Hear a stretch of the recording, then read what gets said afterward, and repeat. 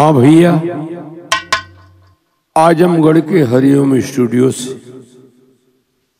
एक बिरहा हम सुनाओ थे और ये बिरहा सामाजिक बिरहा।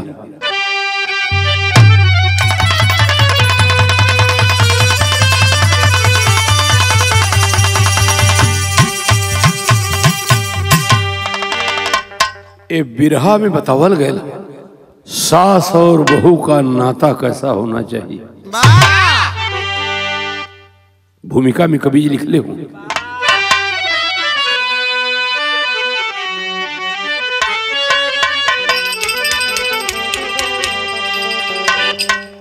अगर सास को मां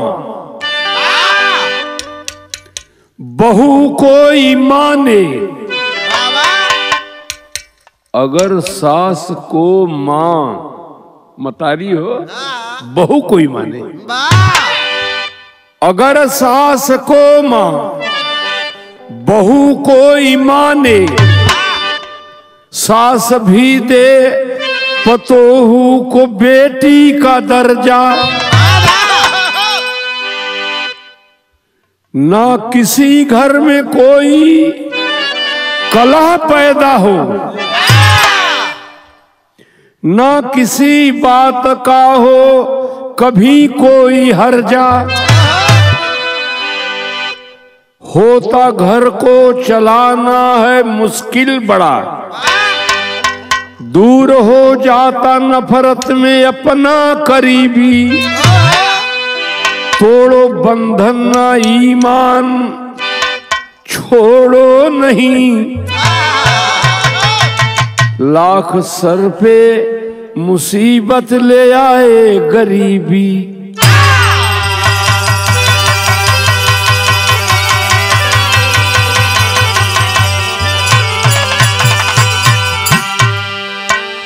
अच्छा तो राम करूं भैया कौन कौवाली हो।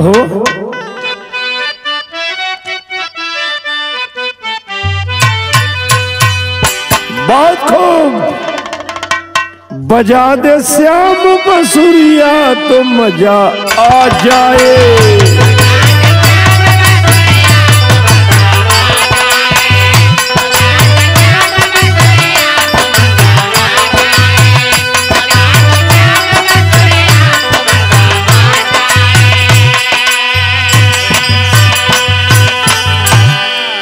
बजा दो श्याम बसुरिया तो मजा आ जाए, बजा दो श्याम बसुरिया तो मजा आ जाए, मजा आ जाए, नचा दे धाई के अंगुरिया तो मजा आ जाए,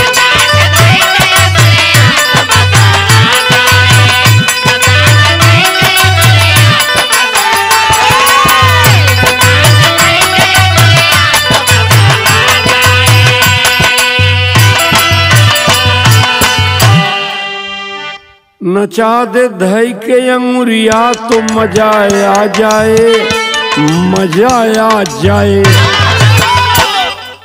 हिला दे पतरी कमरिया तो मजा आ जाए,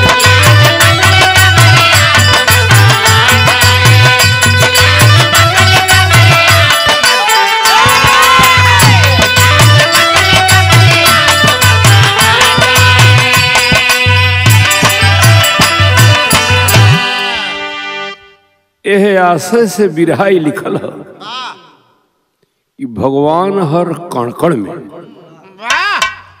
तो पत्थर में भी है, तो कवि ये लिखत है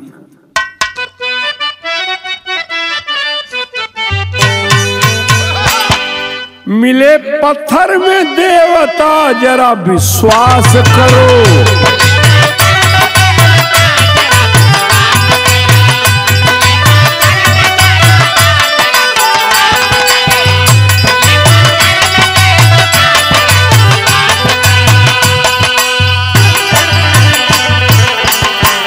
मिले पत्थर में देवता जरा विश्वास करो, जरा विश्वास करो, और पास में ईश्वर है दिल से जरा आभास करो,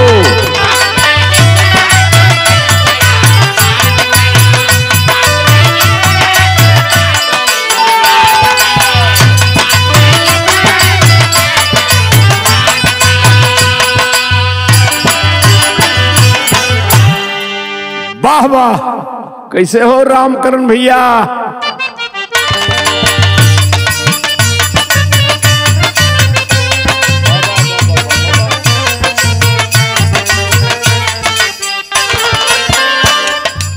पूरा समाज बदे लाइन हो। माता पिता की सेवा सबसे बड़ी पूजा है। माई बाबू को सेवा, इनसे बड़ा क्यों देवी देवता ना हो। माता पिता की सेवा सबसे बड़ी पूजा है।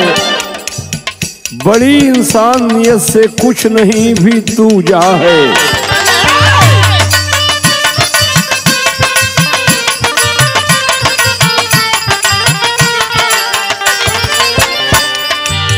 रही एक बुढ़िया जिसकी दुनिया तो निराली थी। रही एक बुढ़िया जिसकी दुनिया तो निराली थी। जन्म दे 4 बच्चों को हृदय से पाली थी।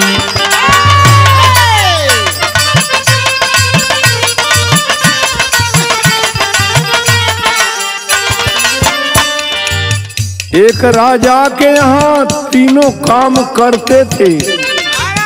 4 बेटवा रहना बुढ़िया के। एक राजा के यहाँ तीनों काम करते थे। साथ में पत्नियां लेकर उमंग भरते थे।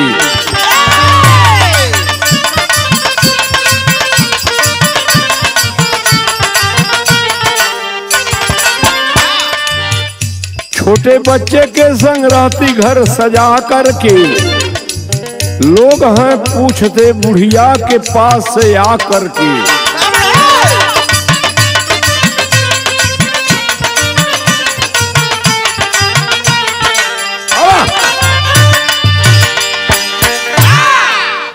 गरीबी में एक बुढ़िया के 4 बेटवा रहलन। 3 बेटवा को बियाह के दिले। तीनों पतोहे आवे लगलिन। वहां के राजा के दिमाग में बात बैठल कि बुढ़िया का तीनों बेटवा बहुत नौजवान हट्टा कट्ठा पहलवान हुए। अगर तीनों के अपने यहाँ पहरेदारी को नौकरी दे दे तो बहुत अच्छा रहता। राजा साहब ले जाके तीनों लड़कन के अपने राजमहल में पहरेदारी की नौकरी दे देलन। और तीनों पतों भी बहुत बढ़िया रहलिन। वो लड़कन के अपने राज में रह के व्यवस्था भी कर देलन कि अपने परिवार के साथ रहिया। अब के बचल 4था लड़का। और तीनों लड़का इतना ईमानदार रहा कि राजा के यहाँ नौकरी करे, अपने परिवार का पालन करे, बचल पैसा अपने माई के हम भेजे कि हमारे पास पिता तो हुआ ना। अब भाई हमार गरीब बा, हमन का तो नौकरी लग गई, मेहनत मजूरी करेला, तो पैसवा जो बचल है माता की सेवा बदे भेजे, अपने भाई बदे भेजे। तरज यहाँ लगा रामकरण भैया।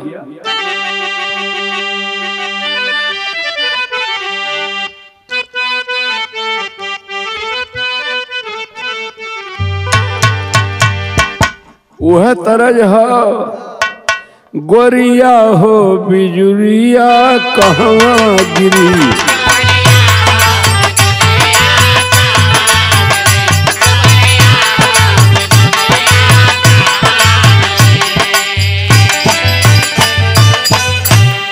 भरल रसवा गगरिया अरे कहाँ गिरी। गोरिया हो बिजुरिया कहवा गिरी।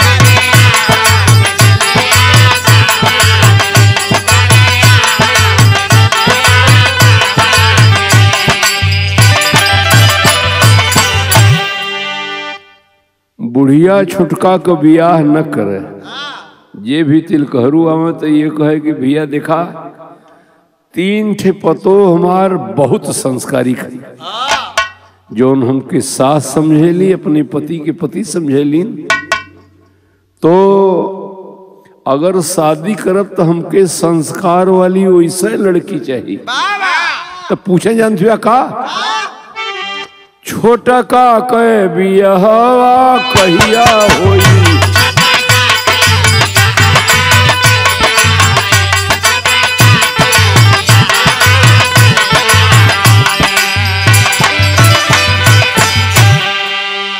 के पूछे तिलकहरू पूछे, अरे माई फर्ज कै निभावा अब कहिया होई, छोटका कै बियाहवा कहिया होई।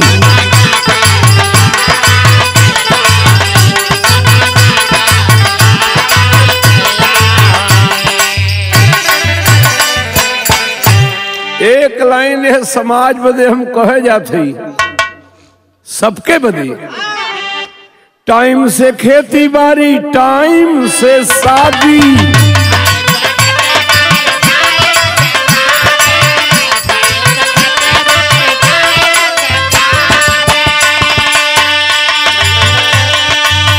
करी जब केहू ना होई बर्बादी,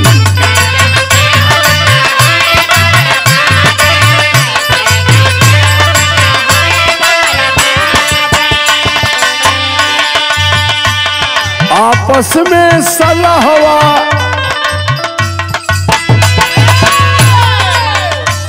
आपस में सलाहवा कहिया होई हो, छोटका के बियाहवा कहिया होई।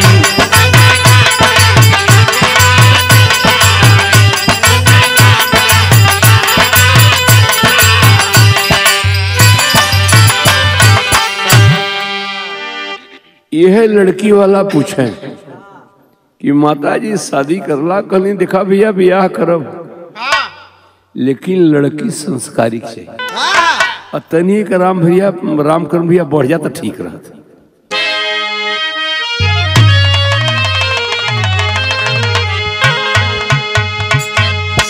ब्याहे में मेहरारू गारी गावेलिन, काले काले भेड़वा का भुवर भुवर आँख रे,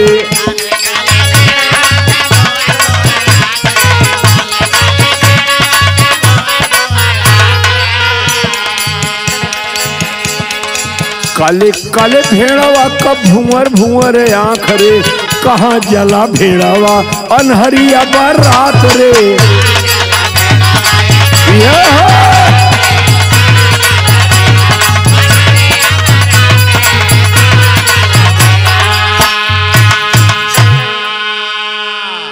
तर्ज छोड़ दा, बुढ़िया माई कहलास, सुनला बुढ़िया कहले बात सुना खोल कान के,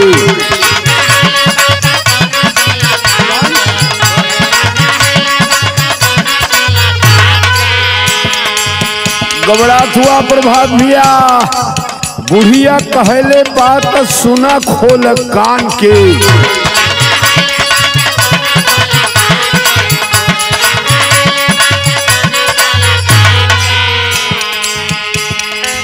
बुढ़िया कहले बात सुना खोल कान के, पानी पियब छान के और शादी करब जान के।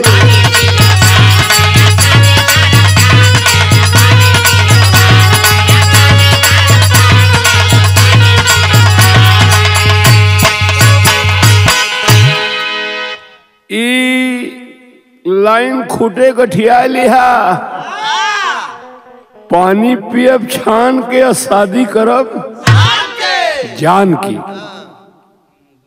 लड़की कैसन चाहिए?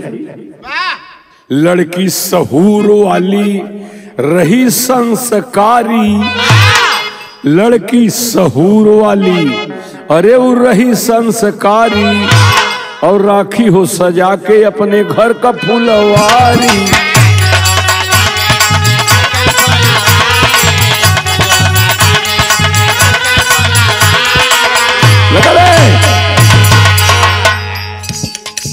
बेटवा के राखी भगवान अपन मान के,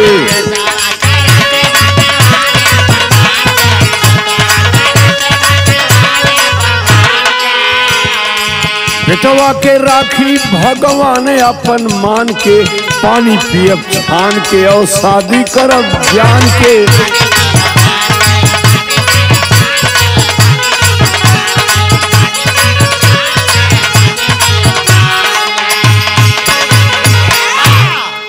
लड़की वाला कहना कि माता जी जैसन पतो खोजत हो वैसने हमार बिटिया हो। तो तरज बदल गई रामकरण भैया। वाह वाह वाह।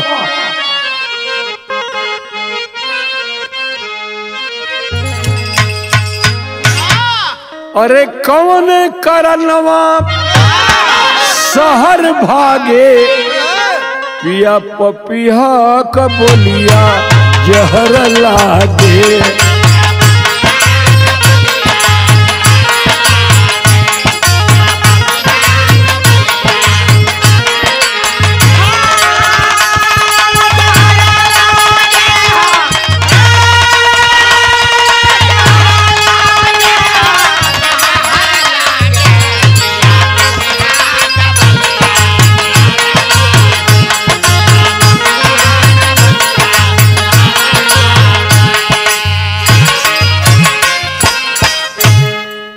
अच्छा तो पटरी बैठ गई, जैसन पतो खोजत रहली बियाह कैले वैसने पतो हो आइल। तब कवि जी का लिखत हूँ, ये हम ना कहते ही कुल प्यारे लाल भैया कहत हूँ, का कह दिलन लिखत हूँ। बगिया माई बुढ़िया कयाज खिल गईली, बगिया माई बुढ़िया कयाज अरे खिल गईली, जैसन चहली पतोहिया वैसन मिल गईली।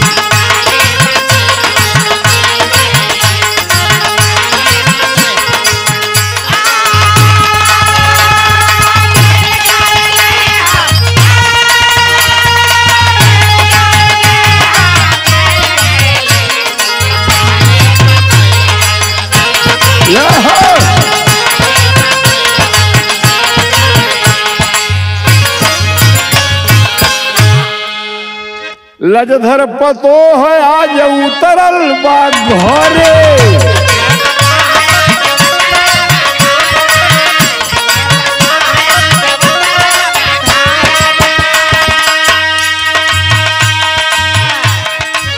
कौनो भी काम पूछ सासू से करे,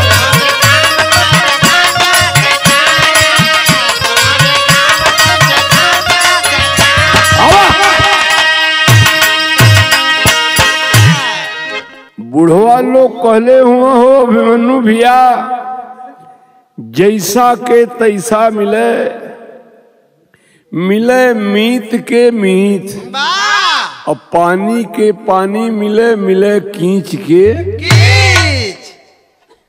पतो तो ऐसा मिलल। कैसा हो माई खाना बनाए दी, हाँ बनाए दे बिटिया।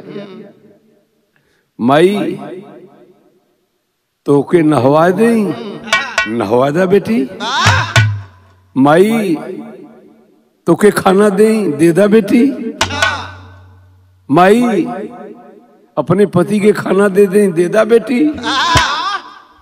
मतलब सारी बात उस सासू से पूछ के करे। 3-4 साल बीतल भैया, पड़ोस वाली जो झगड़ा करे वाली सास रही वो बहुत परेशान है। गैस बने लगल उनके, गैस ना केरी साला ऐसनो पतो दुनिया में है। कोई नहाए जात बा तबो पूछ के जात बा, खाना खात बा तबो पूछ के खात बा, खैका बनावत बा तबो पूछ के बनावत बा। तब कवि जी लिखलन अगल बगल जो झगड़वा करौले रहली, कितना झगड़ालू सास अगल बगल वाली, कितना झगड़ालू सास देख के हिल गईली, जैसन चहली पतोहिया वैसन मिल गईली।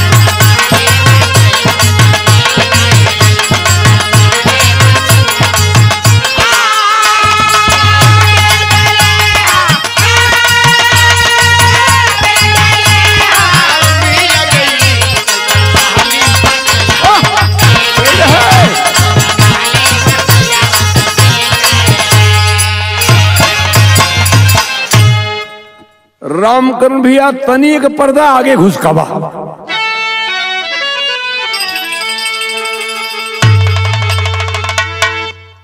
तरह जो है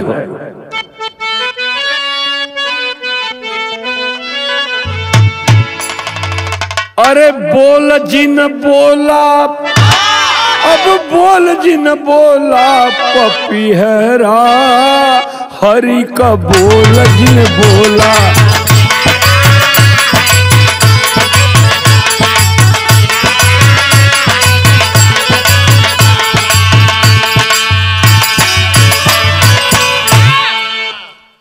मानले सासू के, मानले सासू के, पतोहिया माई मानले सासू के।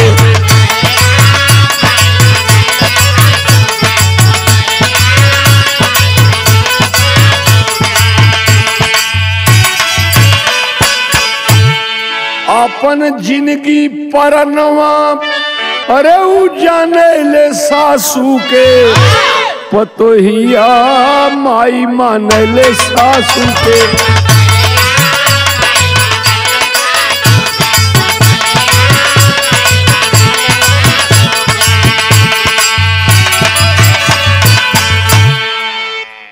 तीनों भाई राजा के नौकरी करत हुआ, एहर परिवार बढ़िया चलत हुआ। छोटकी पतोह को प्यार दुलार सास के मिलत हो, और सास का प्यार दुलार पतोह के मिलत हो। लेकिन का विधि का विधान होला सुना। खुशिया के दिन में लगल गरहनवा, भयल सासू माई का एक दिन मरनवा।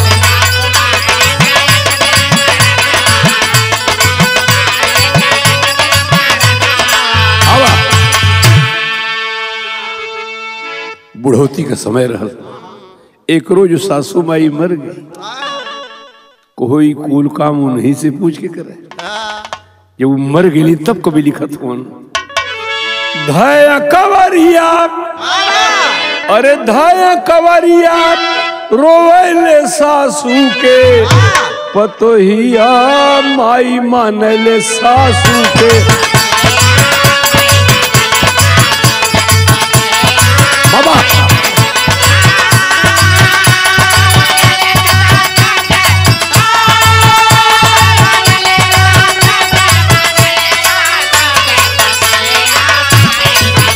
एकदम सही है बच्चा भैया।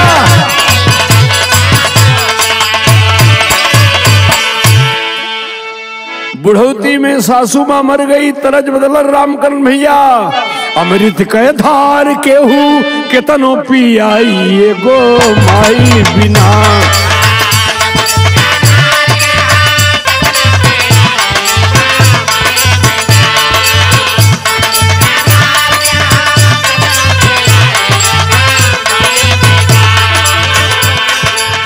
अमृत का धार केहू केतनो पियाई, एगो माई बिना। कैसे ही अरवा जुड़ाई भैया, एगो माई बिना। बहुत अच्छा, बहुत अच्छा।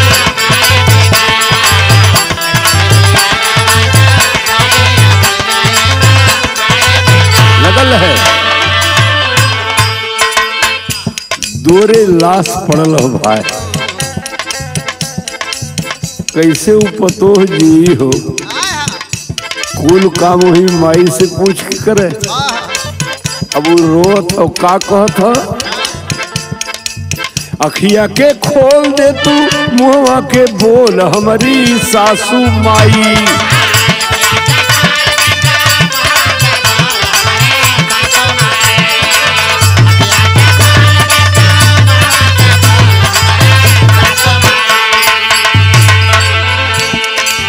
अखिया के खोल दे तू मुहवा से बोली हमारी सासू माई। उठ के जमीनिया पर दे तू ना डोल हमारी सासू माई।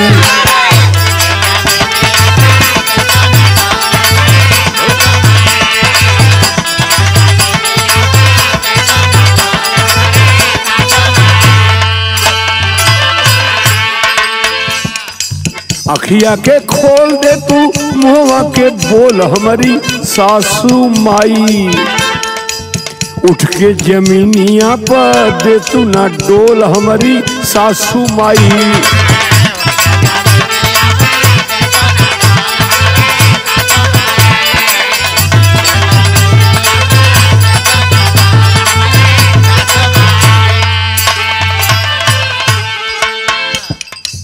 सब ही समझाओ दिल बजर कैली।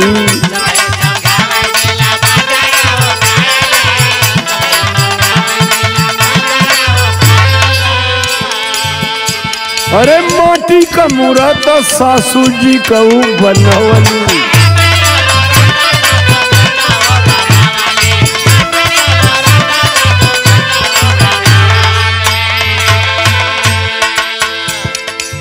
कमवा करली पूछ के मूर्ति से भोली हमारी सासू माई।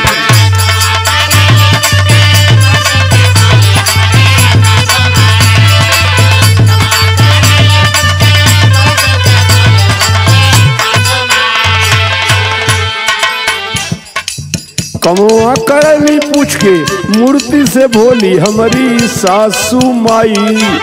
उठ के जमीनिया पे दे तू ना डोल हमारी सासू माई।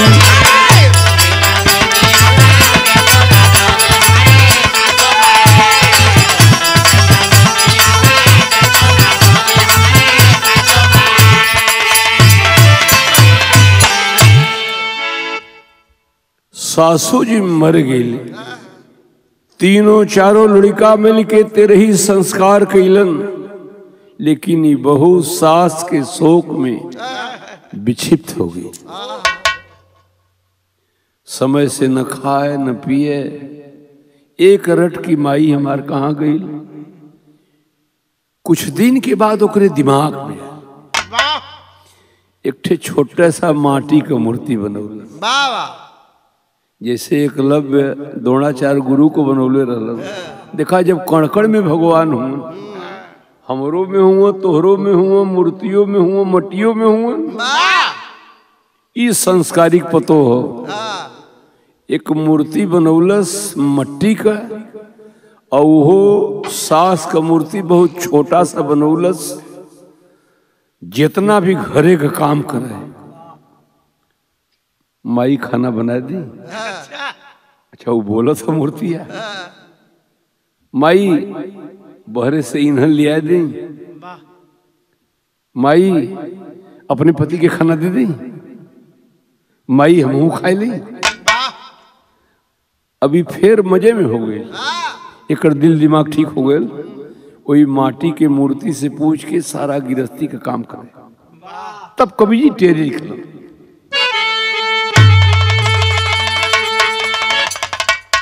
पतोहिया पतोहिया ऐसन सब ही के मिले। अपन फर्ज निभावे चल के धर्म करहिया। पतोहिया ऐसन सब ही के मिले।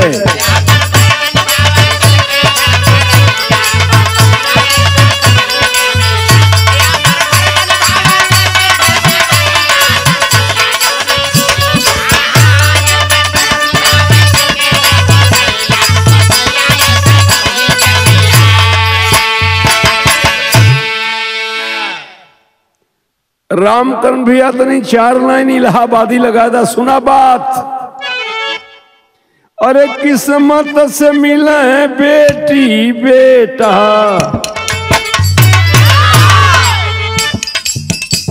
एक एक बात पूरे संसार बदे आज गा रहल है। किस्मत से मिला है बेटी बेटा। किस्मत से बहिने भैया हो।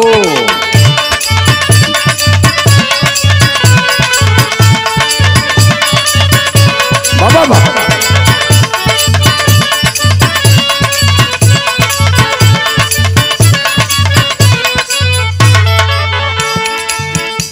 किस्मत से मिले माई बाबू भैया हो। किस्मत से मिले माई बाबू। किस्मत से ही तैया हो।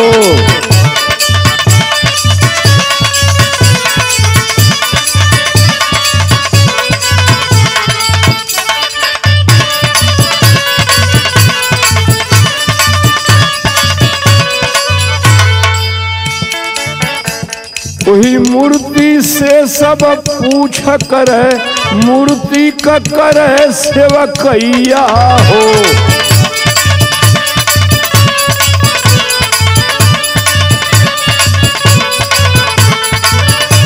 सही है।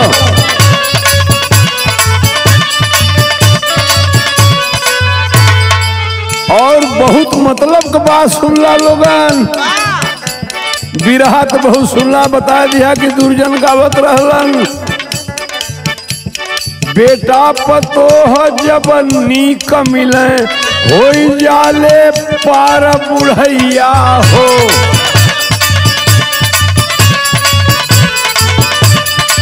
एकदम इलाहाबादी हो राजा।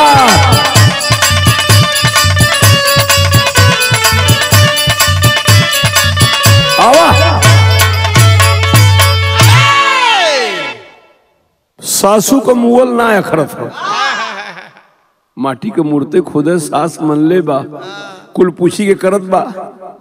गरीब आदमी एक दिन दोनों प्राणी राय कहने की बाजारे चलल जात, कुछ गिरस्ती का सौदा खरीद लिया बल जाता। तो पतोहिया कलश की माई हमार न चली तो कैसे पूछ के ले बुआ, जो मूर्तिया मटिया का वो तो सथों में चलिए तबे तो पूछो। तनी एक राम कर भैया बढ़ी।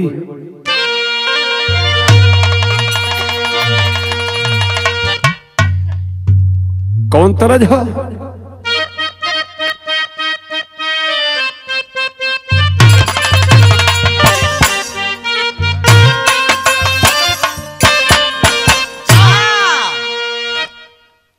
आंगने में फूला फूला गे नवाए ननदो, बाजले बधैया दुअरे पे।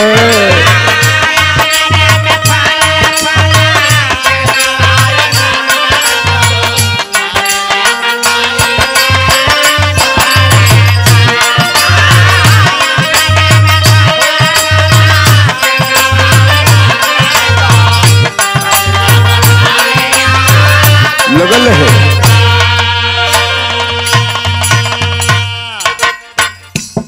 एक लाइन बुतरू भाई निर्गुणी गीत हो, एक संत लोग गावलन, रोवनाई हरावा के लोग सखिया, विधवा करौन पिया बदरी में।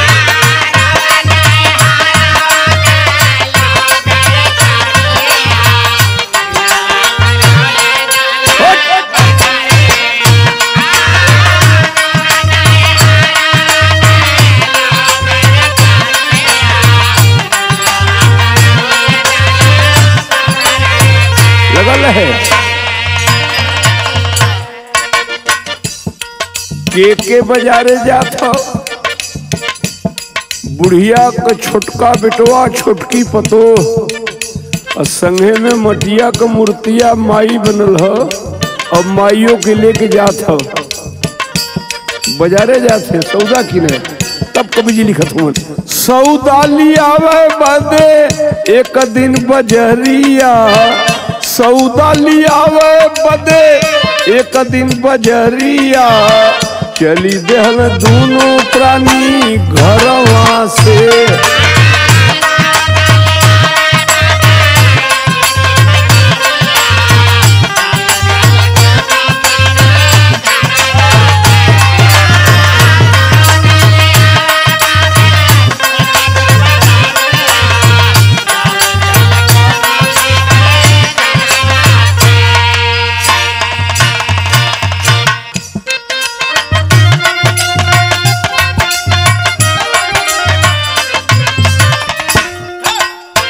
चल भाई ने दोनों प्राणी संगम में सैया,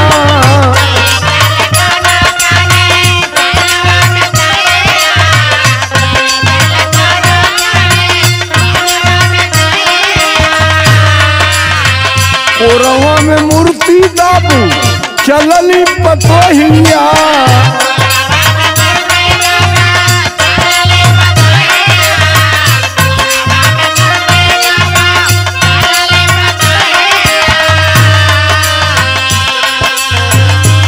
पूछा सासू जी से करे खरीदरिया, पूछा सासू जी से करे खरीदरिया, चली भइल दोनों प्राणी घरवा से।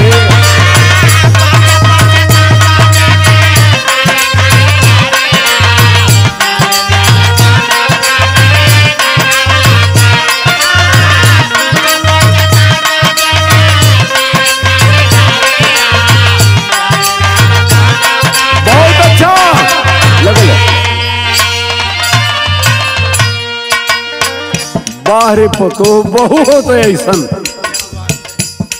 माटी का मूर्ति लेके अपने पति के साथ बाजार में गई। सारी सामान माई सूप ले ले, माई बोलत नहीं, माई एक चलनी खरीद ली, माई एक अपने के पहने के साड़ी खरीद ली, तबले मिठाइयों लोग गई, माई मिठाइयों ले ली, माई इतना बड़े कोई कोरा में रख ले, माई कहाँ मुड़ी ला, उतने को विश्वास है कि लेती तो माई से पूछ के लेती तो का कैली।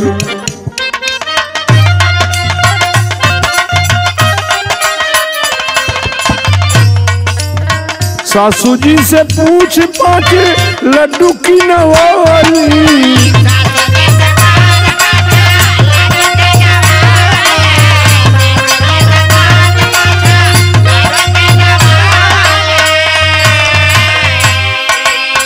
घरवा के ओर जब कदम बढ़ावली,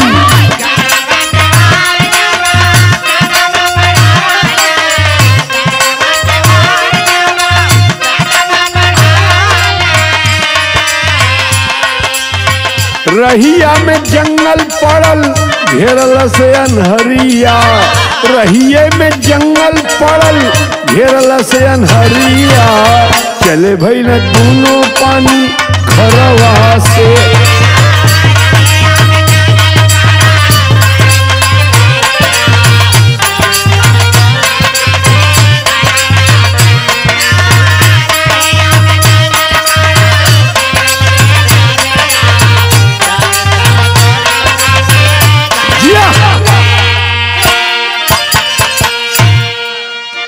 क्या ईमानदारी, क्या सासू की सेवा, कोहू माटी की मूर्ति का सास बनोले, अब बाजार में सारा सामान वही मूर्ति से माई लड्डुओ पांठे ले ली, माई कहाँ बोला था, तो भैल का सामान तो कुल खरीद ली, अब माई के दबोले हैं कोरा में, इतने बड़े के रहे सन्नाटा, सूझे नहीं डहरिया रात अनहरिया में, और राह चले में लगे दोनों के डरिए रात अनहरिया में। बहुत बढ़िया कहता,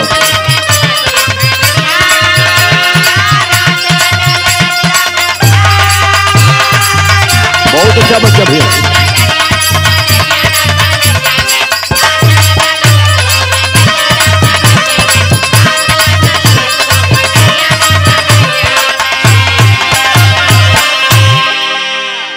गरीब आदमी जंगली रास्ता पड़ल, हो गल अनहार, माई से पूछना कि माई सामान वामान खरीद ले है, जंगली रास्ता है, चोर बदमाश मिली है, छोड़ ली है, तो माई रुक जाओ, माई मुड़ी ना आएगा, माई रुक जाई तो का भैल, और रात बितावल जा जंगल में, कैले दोनों पयनवा हो, चढ़े पेड़ के डाल पर दोनों, और जाके तो उन्हें छनवा हो, एक बरगद के पेड़ रहा, ओकर डार बड़ी नीचे रही, लोग राय कैले कि गरीबी में थोड़ी के सामान माई से पूछ के ले ले, कौनो छोड़ लिए तो यो गड़बड़ हुई, तो यही रतिया के पेड़वे पर माइयो रही, हमहू रह, हमारे आदमी भी रही हैं, तो दोनों प्राणी चढ़ गए, माइयों के कोरा में ले रही, लड्डू माई से पूछ के पांठ ले रही, तो पेड़वा पर जब गई ली तो माई से पूछनी कि माई 3 लड्डू इन्हें दे दी अपने अदमिया की। अच्छा माई 3 ठे लड्डुआ दे दी तो 3 ठे तो वो पेड़वे पर खाए लग। तो फिर पूछे लगनी कि माई 2 ठे लड्डुआ हम खाए ली। अब दिखाइए इस सेवा चाहे पेड़ के डाल पे दोनों, अरे जाके तौने छनवा हो खाए में लड्डू कैली ना फिकरिया रात अनहरिया में, और गिरल जमी पर मूर्ति तौने घरिया रात अनहरिया में।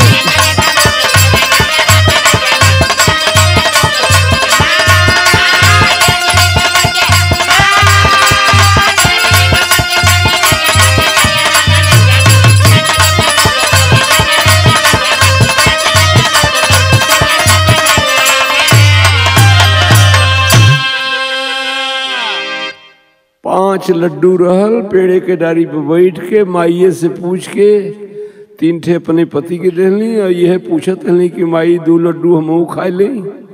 तो लड्डुआ खाए में माई छूट गई हाथ से, नीचे चले ली माई चले नीचे। अच्छा तो माटी का औकात है कर नीचे गिरता तो चूर हो गई, धूर हो गई। तो कवि जी फिर लिखत हो जवन मूर्ति रहल हो कारे जवा का टुकड़ा भैया,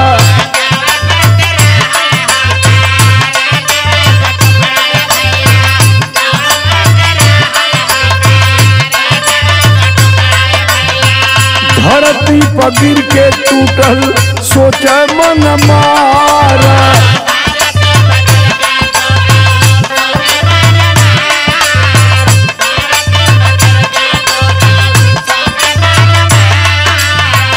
पेड़वा के नीचे धनवा बांटत रहल चोरवा रे भैया।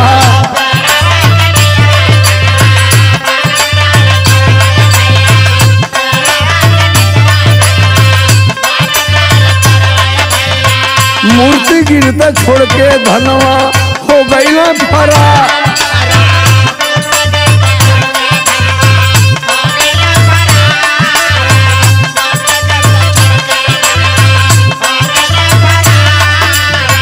पौले दोनों प्राणी सोना चांदी का गठरिया रे भैया।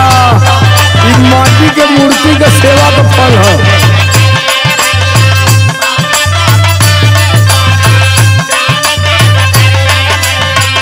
तीनों भयवन के देवे लगल कर विचार,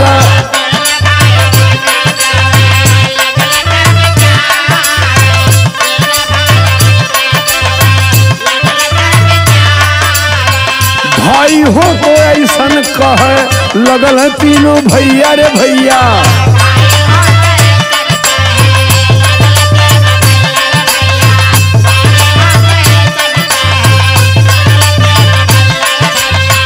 यही धनवा कहूँ राजा हकदार,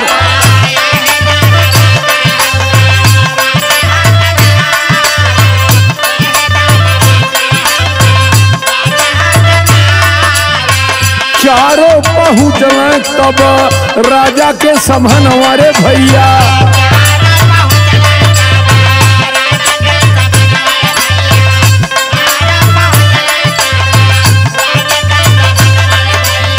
लेला धन राजा कहें कई के नमस्कार,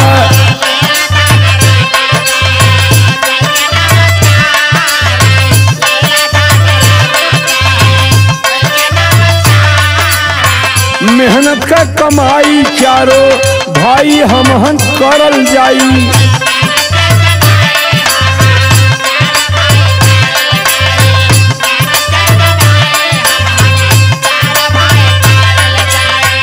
अपन चलावल जाई राजा परिवार,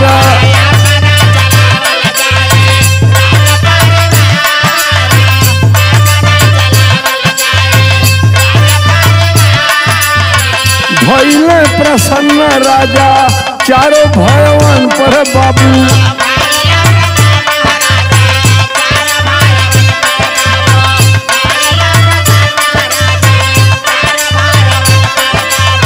रियासत कागज के टुकड़ा कैब नौला हकदार।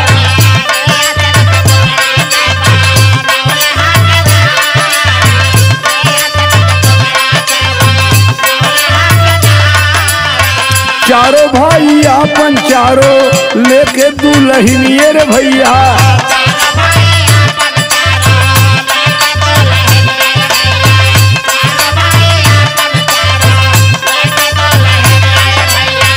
मौज से रहलन मिलल सुखवा अपार। बहुत अच्छा बच्चा भैया।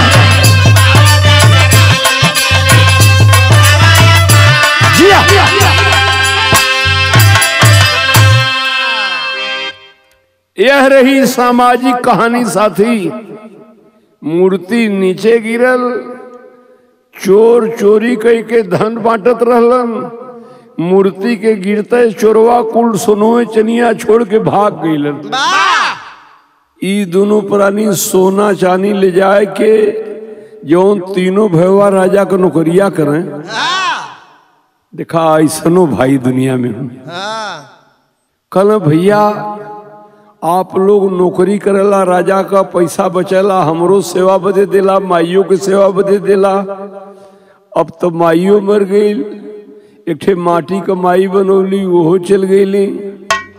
तो सोना चनी बहुत काफी है। एक आप लेला। वो तीनों भाई कहले कि यार तू छोट भाई हुआ, हमहन का खुदे नौकरी लगल हो, आई सोना चांदी हमहन लेके का कर बाबा। हम लोग को जहां तक दर्जा हो उतने ठीक हो। ई धन राजा के देदा, ये सब लालच बेकार चीज हो।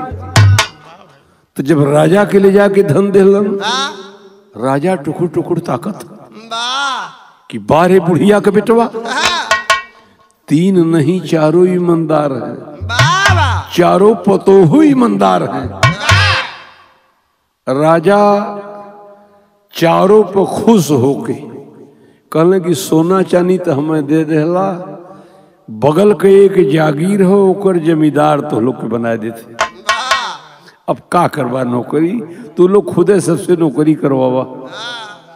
तो एक बात कवि जी लिखले हुए, इनमें गाना ना बात लिखले हुए। हमारे गाना का पूरा आशय यही है कि पैसा से रोजगार चल सकता है, पैसा से परिवार नहीं। समझ ला, पैसे से रोजगार चल सकता है, पैसे से परिवार नहीं। परिवार चलाने के लिए संस्कार और व्यवहार की जरूरत है। तीनों भाई अपने दुल्हन के साथ कमाई करते हुए अपने भाई का ख्याल रखे, भाई का फर्ज निभाए। छोटी बहू ने सास को मां का दर्जा दिया, जिसका फल यही मिला, जिसका फल भगवान ने दिया कि चारों भाई एक छोटी सी रियासत के मालिक बन गए। हम एक ही बात पूरे समाज से कहेंगे, पूरे गाने का निचोड़। भाईचारा के बनल बनावल तार ना टूटे। दौलत छूटे तो छूटे, परे अपन परिवार ना छूटे।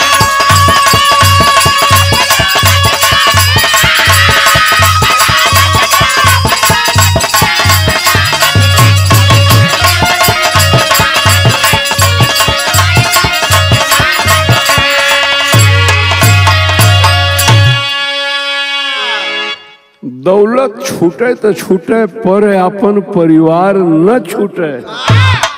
सुना, माई बाबू का कदर करबा फर्ज के जनून से। खैबा रोटी नून भले जिया बा सकून से।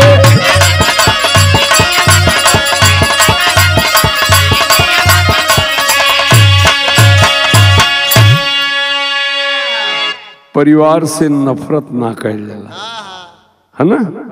कभी जी लिखल नहीं है ना कि नफरत में ही खुशियों का अरे संसार ना छूटे। दौलत छूटे तो छूटे परे अपन परिवार ना छूटे।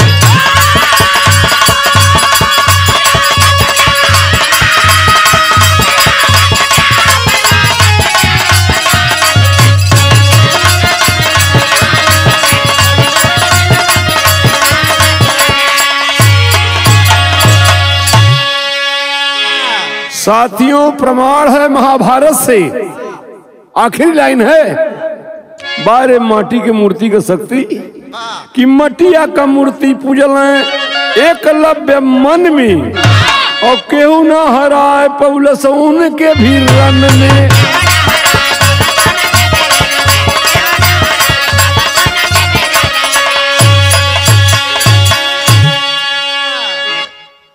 तो ये आखिरी दुर्जन का कहनाम हो कि परिवार से झुके परी त झुक जाया, बुझत हुआ, झुके परी त झुक जाया, ई व्यवहार ना छूटे, दौलत छूटे तो छूटे परे अपन परिवार ना।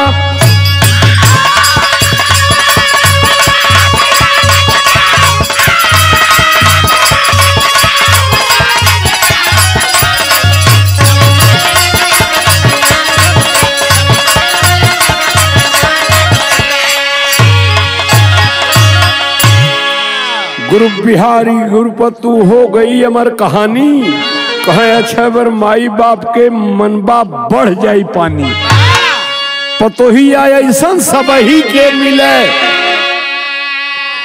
दुर्जन प्यारे लाल खूब सोच के करा ही तैया, पतोही ऐसा सब ही के मिले।